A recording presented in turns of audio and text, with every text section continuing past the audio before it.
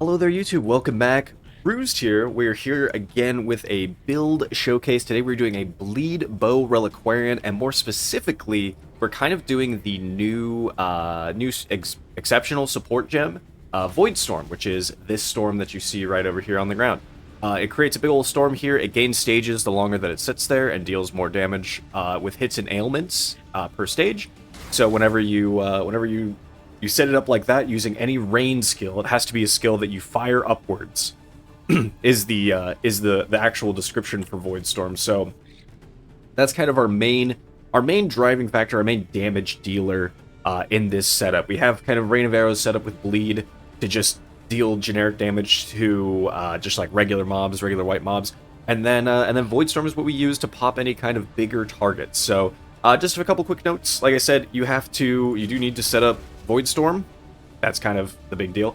The other thing is, if you want to just take a look at the POB, that will be down below in the description. I'll try to have some notes. I'll try to have some potential other avenues that you could move with the character and all that kind of stuff. So I'll have some notes down there. I'll have some things to test out. The other thing is I just recently moved around some gems. I just kind of decided to throw in a Chaos Golem, a few other things. So I'll have some kind of switcheroos and some gems leveled in places on the POB that is different to what they are in my gear right now, because I kind of just swapped them. So for that though, we're just going to do a regular map. I don't have a ton of boss stuff really set up right now. I've kind of been taking it really slow this league start, honestly. I keep being really busy and unfortunately just haven't had a ton of time to get boss setup stuff ready to go. So we're just going to go regular map. I think I'm going to skip the Mirage as well, because I'm just going to try to just sort of showcase how the build plays, and then we'll go from there.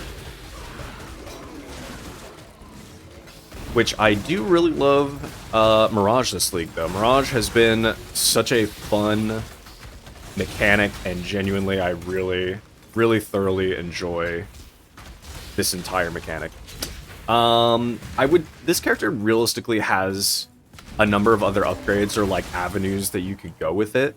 The main reason I'm making a video now instead of a little bit later is just because I spent so much time getting this character to this point, and I ran all of the Atlas tree passives and everything, did all the corrupted rare maps, and I started to crash out at the end of it because some of the corrupted rare maps that you have to run just have, you know, sometimes it's like your only tier 14, 15, 16 map, and it has really shitty mods on it, but that's just kind of all that you have. And it was pain. It was pain to use. So as much as this character is solid, is good, having to do just really shitty rare map mods just made me crash out a little bit. And so I just kind of decided, you know what, let's make the video on this character, because I still think that this character is very solid and fun, and there's other avenues that you could use Voidstorm especially. I just realized I ran the wrong way. But there's other avenues you could use Voidstorm in, for sure, so I just kind of wanted to put this out there, because I felt like when I bought Voidstorm, it was literally 1C, and I don't know if any kind of build or setup or anything is running Voidstorm right now, but I think it's very solid. So that was kind of the other reason, is I wanted to make a video and just kind of show how it all works and everything. But it's been a quite successful character overall for me, honestly. For what is, I had a league start character, and he got himself just established.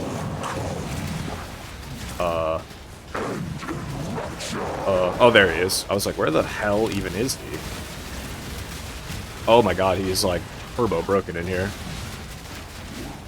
Yeah, you can see, once we get the Voidstorm popped on him, like, that's a pretty good bleed that we get. We could get even more if we had even more, you know, bleed shit ready to go. If I had even better, if I had better bleed stuff, and I'll go over my current gear right now and all that good stuff, of course. But if I had even better bleed setup, then he obviously would have died even faster. So not too shabby at all for what we have right this very second. All right,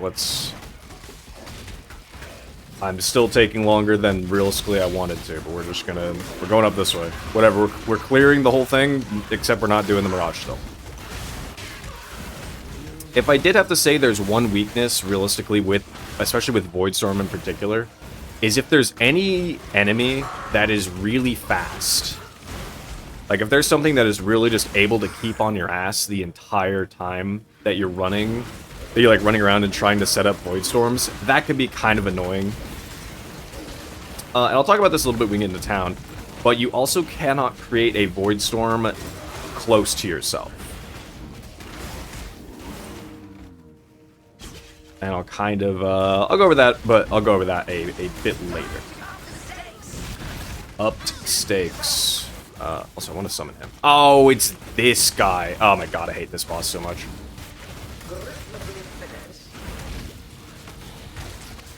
Okay. We're good. We're good. They're bleeding. He's dead. He's dead. Is that Roa still alive? Yes, it is. This Roa boss is so annoying. Much like I said, fast bosses, Roa here, very obnoxious boss, because it just keeps running out of the Voidstorm while you're trying to set it up, and it can be extremely annoying at times. So, like I said right there, that's kind of like a weakness of this setup, is if there's something that's just really fast and just keeps running out of the way of your Voidstorms, it can be annoying. So, anyway, with that, we'll kind of we'll go over it. So, like I said, out on the map, we'll go over gear first, I think. We'll go over gear gems, and then I'll go into the tree, because I think there's more to talk about with the gear, potentially, than with the tree, necessarily. So, like I said as well, though, if you use your rain skill too close to you, you will not create a Voidstorm. You have to put it away from you a little bit, like that. That's the only way to do it. It will not create one directly on top of your head, so you have to kind of be mindful of that and place them kind of a little bit further. You kind of have to think about where you want to go, or if there's a boss in front of you, while that boss is kind of doing their get up animation, their setup animation, you can just place a Voidstorm or two in front of them and then walk into it and it'll pop. So that is kind of our whole deal. So let's rock into weapons, all that good stuff here. Lion Eyes Glare. This got a buff this league, and I decided I wanted to test it out because it is a pretty solid bow right now, honestly. And is it just seemed like fun to kind of use. So we get 50% more attack speed while we're using attacks ourselves, which, believe it or not, we're using these attacks ourselves. And then also they repeat an additional time, so that's how we're getting the double rain there. It doesn't really matter necessarily that much. We're not an on-hit build, but I really just wanted to try it. Also, hits can't be evaded is quite nice. Bar shot doesn't matter for us, but it's a pretty good bow overall. It has good stats on it. And it just has some good juice to it. So I tried this out for a while. Lion Eyes Glare, by no means, not a bad bow whatsoever. Another option that you could do, and something that I did run for a while, is this guy right here, the Bane of Hope. So this gives you some Fizz dot multi, some good Fizz, a Tears of Rot, and chance to impale. So the way Tears of Rot works is when you have a target that is impaled, they take an additional physical damage over time thing from you, another damage over time effect from you while they are impaled. So realistically, this is a completely fine option as well. I ran this thing for a while also before swapping to Lion Eyes Glare. I just kind of decided I wanted to try Lion Eyes Glare. Another option in all of this, I'm sure if you really wanted to, you could set up like a Widow Hail plus a really big quiver. That's always going to be a good option. Another one that I had thought of but have not actually, you'd have to really try to build this thing, is a Warlord Thicket Bow, because Warlord Thicket Bows can also hit physical damage over time on them, but it would need to be a really big bow, honestly. I figure Thicket because you're just trying to get as many attacks out as you possibly can, realistically. The attack speed is the bigger deal. But yeah, just try to use any number of, any other kind of bow. A Warlord bow, though, with, like, physical dot, and, like, really big Fizz, other prefixes as well, along with some, like, attack speed or damage over time multiplier from either the bench or just in general right there, is also going to be very good for your setup. So that's what we're using there. While you're leveling, just any number of bows, realistically. I always level with the thing that I'm playing as, so I leveled as Rain of Arrows Bleed, but realistically, Split Arrow, Snipe, something like that, while you're leveling will probably go a little bit smoother for you. And then, like I said, in the end game, you could try out Lion Eyes Glare if you don't really care about it, or realistically, I haven't done a super big damage comparison with the added damage from Tears of Rot. And if you're able to instead put a bunch of support gems into here, or maybe you 6-linked this thing and then moved your Rain of Arrows Voidstorm setup over here, so that it's getting the brutality, the vicious prod, or the chance to bleed and all that kind of stuff, so that it's dealing more damage over here on the on Bane of Hope, you could absolutely do that as well, and that would probably be another good way to go about it. So I haven't done too much of a damage comparison. This might just be better out overall, but I just like Lioness Glare, and it's a new thing, so I wanted to try it out. And it's not a bad bow. In here, though, we just have a Blink Arrow. You could put something else. You could attach something here, like a faster attacks or something if you want. It is a little bit awkward with Lioness Glare using Blink Arrow, because if you use it, you'll notice that you create 2 copies, and if I try to move, it does pull you back a little bit because it does it twice. So it's a little bit weird, but it is what it is. And then we have a Frenzy with Mana Force Arrows, Greater Multiple Proj, and Life Tap on here, just to make sure that we're not running out of mana too much while we're triggering this. So get ourselves our Frenzy charges. We'll go over that with the belt in a second here, but that is kind of it for our bow. Our quiver-wise here, I have a Hunter Quiver. This does not actually... this could be rolled better, but it's also kind of painful to try to roll it better. So if you're able to get one, what you can do is that damage over time multiplier with attack skills. There's also one from Hunter in specific that also gives you physical damage over time multiplier. So that is why this is a Hunter base. You could, I would probably recommend trying to do that. If you could get both of those on the bow along with some physical damage to attacks or something, life and then resistances, or more attack speed, boom, there you go. That's perfect right there. That is kind of all up to you, though. This was the best that I was able to get after crafting on this thing for who knows how long, so it's not perfect, but it has life, has resistances, and it has dot multi. That's it. That's all that we're going for, realistically, there. Helmet here. So we have just a regular Haunted Bassinet, where all of our bases are going to be either armor or... are mostly going to be armor, but we have some armor ES spread here also. So, armor ES spread, reservation efficiency, and reduced mana cost of skills. And then kind of just standard stuff, life resistances, and any kind of stats that you might need. I needed some more intelligence for Malevolence, hence why this has intelligence on it and all that kind of good stuff. So just fill whatever you need here, get some Chaos Res. This I just have a Frost Blink.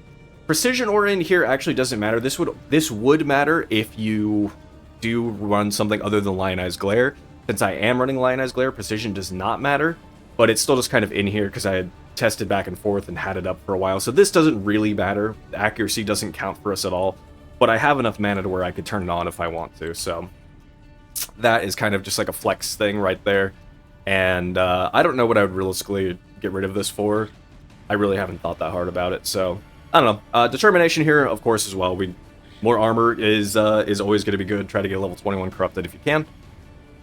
And then we'll go, we'll just go Chest Piece. Chest Piece, also, again, same thing. Life resistances, more stats, increase armor evasion. This one isn't the best, but it is what it is. You could get +1 max all res here. You could get increased effect of your non-damaging, non-curse aura skills, etc., etc.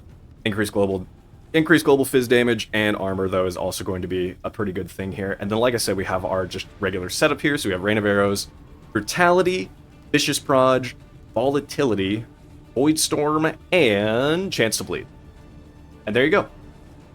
That is our whole shebang in our chest piece right there. Just get yourself something nice, big, and juicy. This could be a hell of a lot bigger than it is, but it fits the bill for the time being, so that's where it's at. Amulet here, I needed intelligence, so intelligence. I actually didn't need it to be fractured, but whatever. We're also allocating Wicked Blade, but then otherwise you're just looking for damage over time multiplier, his added to thing. If you need resistances here, get resistances here. Otherwise, just life, damage over time multiplier, flat fizz, all going to be good things. Wicked Blade gives us increased damage with bleeding and bleeding duration. Good to have overall. A Venopuncture here. I'll go over into this a little bit more as well later as we're going through the skill tree. But realistically, you just want to try to be Elemental Ailment Avoidant or Immune entirely while you're running your Venopuncture if you can. It's also just really cozy to be that anyway, and I'll kind of go over ways that you can have that when we go over the tree. But Venopuncture here with Corrupted, all elemental resistances, It wasn't crazy expensive when I bought this, but you could also do the old classic. I bought like 20 Venopunctures and corrupted them, and didn't get anything that spectacular. So if you're able to get something better and just buy a bunch and corrupt them yourself, do it. It's realistically Venopuncture with like 55 increased damage with bleeding is still pretty much 1C.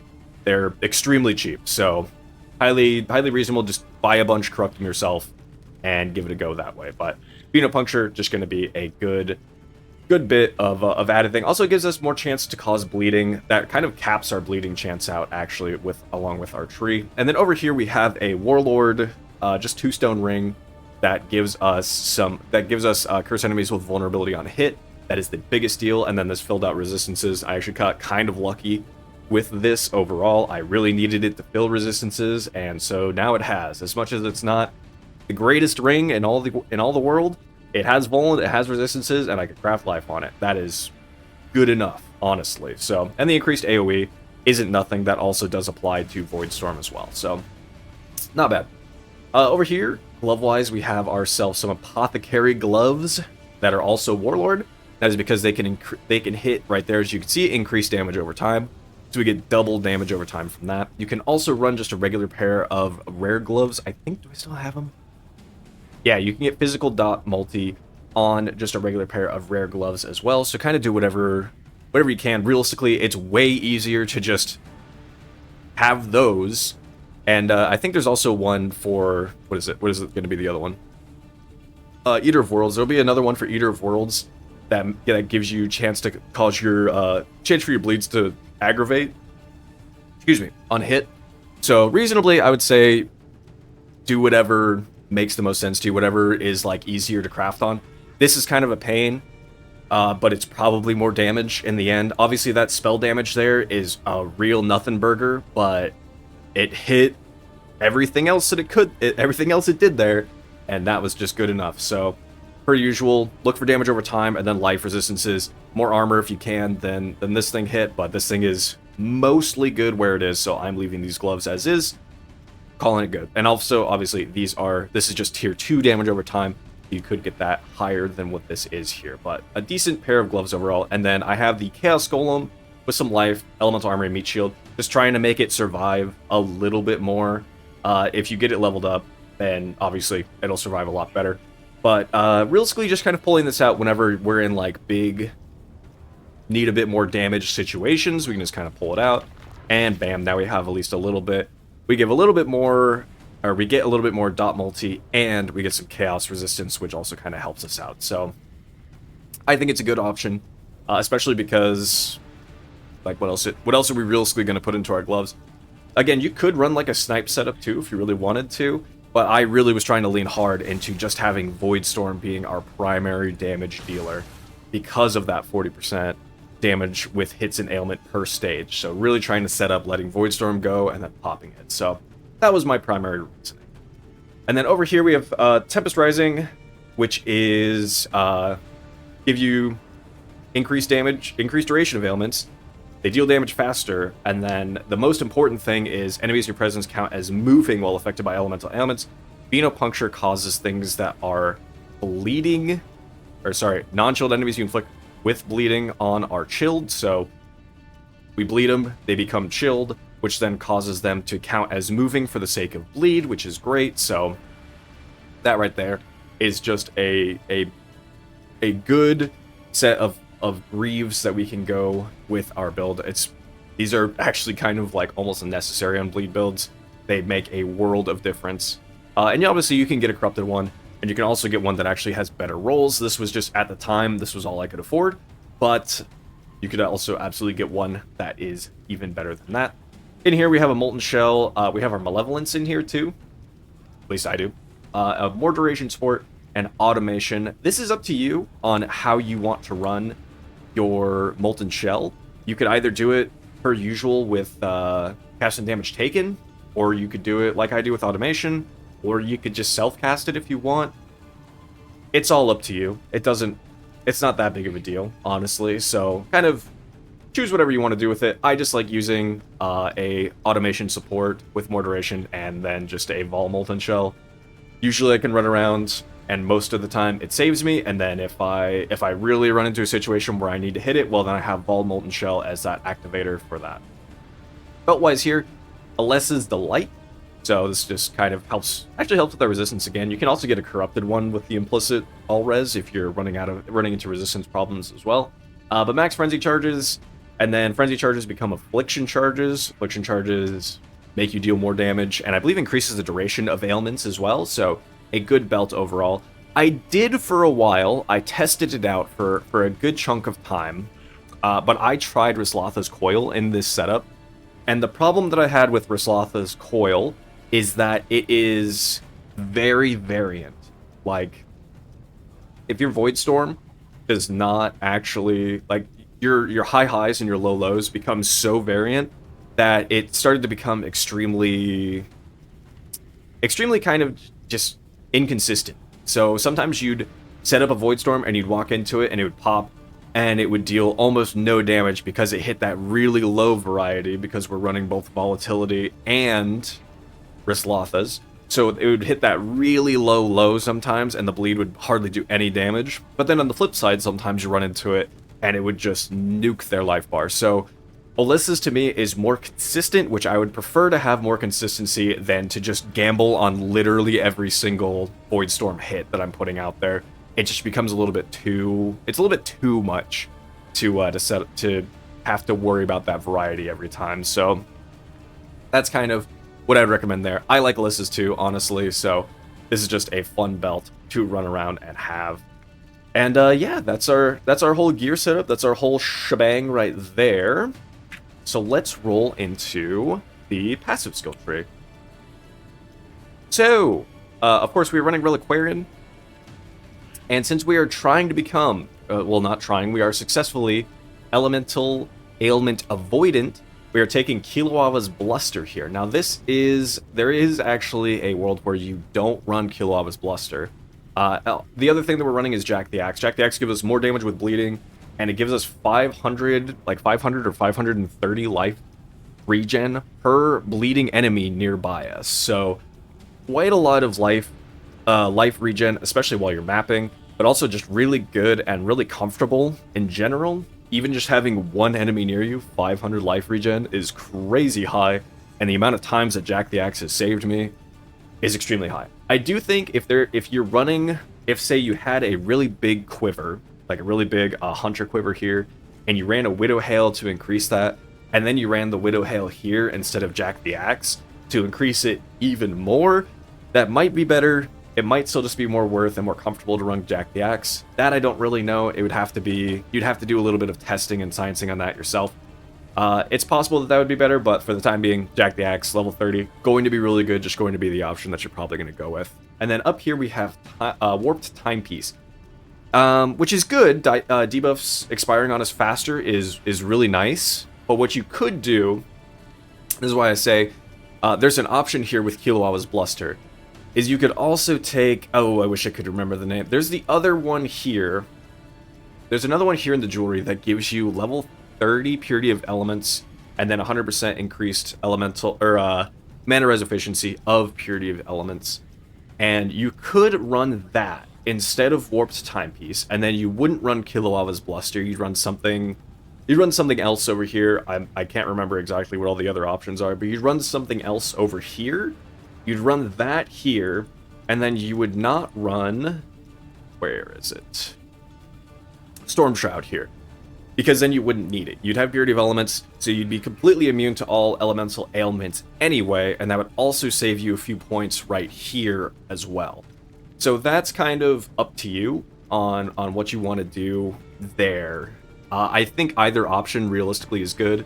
Debuffs expiring faster is always going to be good, but also being able to give yourself, a different jewel slot here and kind of save you some points is also going to be very valuable. So I'll leave that up to you. There are definitely options that, as far as the defensive side of this goes, to where you can still be elemental ailment immune, but then also kind of change what you have around on the tree for yourself. So that's kind of up for you to decide. This is the setup I'm going with for now, and I think it's very good. It's very comfortable not to have to deal with elemental ailments, I will tell you that. Another note, very important for this setup as we kind of go through the tree here. I have an immutable force here for the increased stun and block recovery, and that is because as we have Voidstorm, you kind of have to walk into enemies. You have to walk into big packs of enemies pretty often, and something that will happen to you if you don't have some form of stun and block recovery or some kind of immunity to stun is you will absolutely just get stunned and wombo combo to death, and it's really annoying every time it happens. So that would kind of be something as well. I highly recommend either an immutable force here, it's some kind of avoidance stun.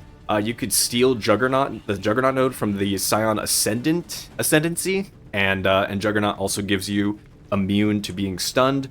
So I'd recommend just something along those lines. Give yourself some way to not be stunned. Even if you wanted, if you did actually have to run Soul of the Brine King just for the sake of not being stunned, not being stunned and at least like not getting chain stunned as often, run that for the time being. But otherwise, I'd seriously recommend getting yourself an immutable force or taking Juggernaut or do something to make sure that you can't be stunned, because it is really annoying if it happens to you. Because I've been there and it is quite annoying. But anyway, otherwise, we're just going down. We're going to come over here through Constitution, of course, and come up here for Veteran Soldier. Give ourselves our 10% more max physical attack damage here. That'll be great for our setup with Voidstorm. We're going up here and taking that. We're coming down here. We're going to get Avatar of the Hunt, of course. This is also just going to be a good node. If you had enough, if you were rich, I'm not, or at least not that rich, you could also get a Light of Meaning, and you could stick that somewhere too. You get a Light of Meaning with increased physical damage as well, and probably putting it here would almost certainly be probably the best slot that we have, maybe down here, but I think, I don't remember how big Light of Meaning is, but it's probably here is probably the best slot for it. So that's something else that I would potentially do if you're rich. I'm not that rich. And then we come over here, Avatar of the Hunt. Like I said, when we have a Storm Shroud, and whenever I have a Ghastly Eye Jewel here, which could be rolled higher, chance to avoid being shocked, that is only tier 2. That goes to 4. I think it goes to 50% at tier 1. Which if you do get that, I think you can actually take. I think you actually might be able to get rid of all these points anyway. So, or at least be a hell of a lot closer. You could at least save yourself 1 point, or get yourself a chance to avoid somewhere else, or just get two jewels with a chance to avoid shock. Put one here, get another like Ghastly Eye, take this point. Put one there, get rid of these 3, and then move your points around. So that's probably smarter, honestly, but I have not configured my tree to do that. Otherwise, yeah, we're just going Heart of the Gladiator, Bravery, get yourself your Deadly Draw, your Heavy Draw, come down through here, 30 techniques. Whenever you have yourself a bigger setup, like kind of what I did with Haunted Bassinet and Conquest Lamellar, then I would say take Iron Reflexes, but probably don't do it until you have the level 84 bases. Also, another thing, if you do wind up running Bane of Hope, if you do wind up running that, when you come up to your bleed wheel here, Bloodletting, you could also definitely take the... Is it on this one? Which one is it on? Is it on Fizz? Oh, it is on Fizz. Okay. If you did, what I would do is probably just get rid of this Disciple of the Unyielding. I kind of just have this here for mapping purposes anyway, because it's just kind of nice to have an endurance charge against bosses, but also just full endurance charges while you're mapping. Makes you a little bit thicker. But I would just remove these 4, take a Bastion Breaker here, and then take the other Physical Mastery for damage multi for bleeding per impale on the enemy. Because with Bane of Hope, obviously, you'll be applying impales quite a bit. So that's something else that I would take. But that would be dependent on what items you have and if you have a decent enough chance to impale. But otherwise, that's kind of that whole setup over here. Otherwise, we're taking Master of Wounds here, of course, and we are taking Bloodless here. So we're just getting life. We're getting most of the bleed nodes. Like, we're not taking Cornered Prey here because we don't care. This isn't a crit build. This isn't crit bleed, so we don't really care that much about Cornered Prey. Another thing you could do reasonably if you didn't want to run these Endurance Charge nodes, you could drop them, take Champion of the Cause here, and you could also take the Reservation Mastery for +1 all max elemental resistances if you reserve life and mana. We have reserved life. Thank you, map runners. We have reserved life because of Jack the Axe, and then obviously we have of course have some mana reserved as well. So that's also very viable over there. Up here, just coming up here for the Max Frenzy. We're taking the Max Frenzies here again, more frenzies we have, the bigger that Alessa's Delight is. I did for a while have Acuity. If you aren't running Lionized Glare, this is a good wheel right here. Gives you more attack speed, gives you accuracy. Not a bad little wheel to take right there as well. But otherwise, thrill the battle, get our mana res efficiency here. And yeah, so that's kind of variable. I don't think, again, we're not a crit build, so King of the Hill here with the bows and the bow attacks firing additional arrow, that really doesn't matter for Rain of Arrows. You already use so many as is. You could take this little jewel slot here as well if you wanted to also, but otherwise that's kind of all I'd recommend there. We also get more chance to avoid elemental ailments here, by the way. This is kind of how we're also capping, is through this wheel right here. This all gives us chance to avoid elemental ailments, so there's some there, there's some there, there's some for Kilowava's Bluster, and then the rest is on our Ghastly Eye. That is how we're capping. And then over here, in our large cluster jewel setup here, we just have, this is just increased physical damage. So the one that I have in particular, I just rolled it myself, was Ironbreaker, Furious Assault, and Master the Fundamentals. Pretty decent. I think there's something that's better than Ironbreaker. I don't remember what the node name is, but there is something that would be better than Ironbreaker to take. If you get it, then awesome. And then we just have a couple of medium clusters with physical damage over time. So Circling Oblivion, and this was just what I happened to roll. I haven't really rolled these over. There are different and better options here. Like you could get some more just flat Phys damage multi instead of just flat increased damage over time. And I would probably take those instead, but I just have not really sat down and re-rolled these. But either way, Circling Oblivion isn't going to be bad anyway. The increased duration of ailments is always good, and then the increased damage over time. But Student Decay is also good, just for the Chaos Res, so that kind of helps us in that regard. And another Circling Oblivion here, so those are the options there. And then if you want to, you could take these small jewel sockets, like I was saying. You could get another Searching Eye Jewel, put it over here, and then remove these points. And yeah, there's a lot that you can do. This tree is very flexible. We have this whole wheel here just to actually give us the full 100% chance to cause bleeding. I think that's most everything. As far as the tree goes, as far as this character goes, I've had a real good time playing this build. I really wasn't sure how much I was going to like Bleed Bow, but Voidstorm proves itself to be very fun. And I think, like I said, I think this particular support has a lot of potential to not just be used with just Bleed if you didn't want to. I just wanted to use Bleed because I haven't done a Bleed build in a long time. But realistically, I mean, even on hit, just setting that up, letting it kind of build up if you're doing like a full-on hit build instead, and then just pop something, that would probably be really spicy. Especially if you had Impale as well, just like setting up a really big Impale with Voidstorm to then remove later with some of your other hits could be very spicy. Just, you know, any kind of elemental stuff would also be really good. And so would like poison as well. I'm sure you could also set up just like really big poisons with this and just have yourself a whole good time with that. But yeah, like I said, Voidstorm I think is really good. Let's see if it even costs anything. My gut feeling is that Voidstorm still doesn't. No. So there you go. I think it's a fun little build. I think it's a fun setup. I think it's cool to use. It's a cool support that they added this league. So if you want to give it a go, give it a go. I think it's cool. But like I said, it can be a little bit awkward. Like if an enemy's really fast and they're on your ass, then that could be kind of a pain. And so it's not like it's a perfect setup or anything, especially from me. But it has been very solid and very fun. This character has done everything I've thrown at it so far. It's at least done the quest versions of Searing Exarch and Eater of Worlds. I'm gonna be trying to set up a Shaper and seeing what I can, and just keep throwing stuff at this character. But otherwise, I have another character kind of in mind already, and I'm starting to kind of build it on the side. And whenever I have all the pieces for it, I'm just gonna send it. So hopefully that turns out well. If it does, you'll see a video about it. But otherwise, YouTube, if you've been playing, hope you've been enjoying Mirage League. It has been a turbo fun league for me. I have thoroughly been enjoying my time here in Mirage. Hope you have been as well.